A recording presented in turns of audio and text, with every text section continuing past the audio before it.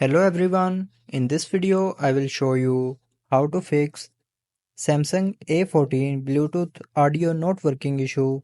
So before starting the video, don't forget to subscribe the channel and also press the bell icon.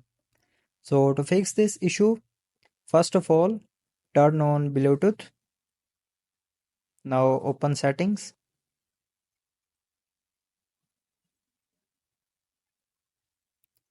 Now in settings, scroll down and here click on apps.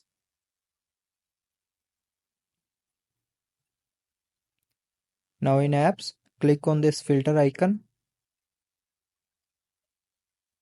and then turn on show system apps. After that, scroll down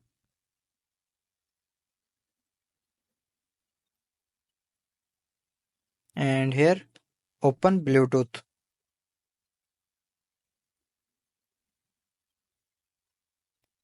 Now go to the storage of Bluetooth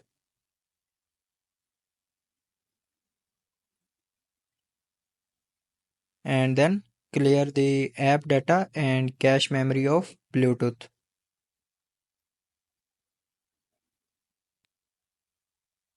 After that, go back to settings. Now in settings, click on general management.